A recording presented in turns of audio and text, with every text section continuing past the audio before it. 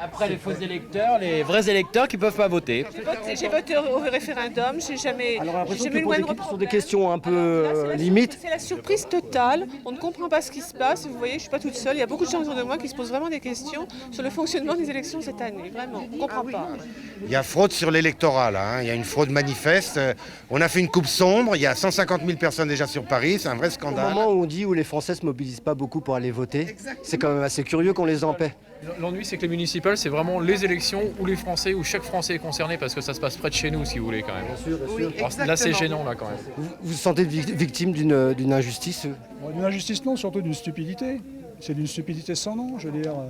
Il suffit de signaler comment aux gens de vraiment venir se réinscrire s'il y avait un problème à propos des déménagements. C'est incroyable. Partis sans laisser d'adresse. C'est ça. Vous avez fait suivre votre courrier pendant combien de temps? Ah non, mais tout le monde le fait suivre. Et les impôts locaux, mais les impôts locaux, mais pourquoi? Et les impôts, mais c'est quand même incroyable. On veut voter. On fait notre devoir de citoyen, on se débrouille, on vient jusqu'ici. Vous allez recevoir un papier comme ça, madame, on va vous le donner. Attendez que c'est remis, etc. Mais attendu que, etc. Par ces motifs, le tribunal, statuant publiquement par décision contradictoire, en dernier ressort, déboute M. Rémy à sa demande d'inscription immédiate sur la liste électorale de mairie annexe de 20e arrondissement de Paris.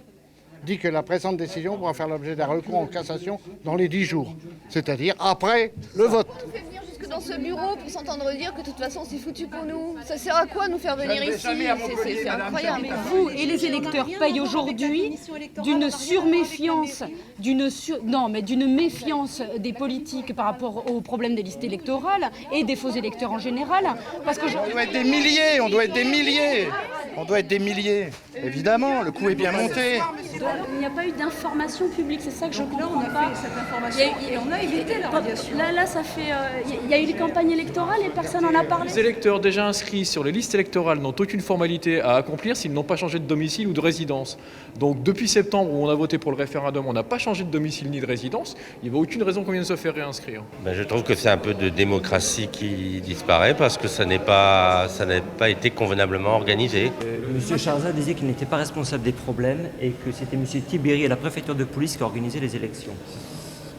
C'est Denis Baupin qui a publié ça dans Le Parisien il y a 2 ans. Il a dit quoi? Que M. Charzat habitait dans le 16e. Alors je ne sais pas s'il vote dans le 16e. Donc il doit aller voter en principe dans le 16e? S'il applique la règle qu'il nous a appliquée, oui. Peut-être qu'il va être radié dans le 16e aussi. Écoutez, je ne souhaite pas parce que c'est quand même assez désagréable.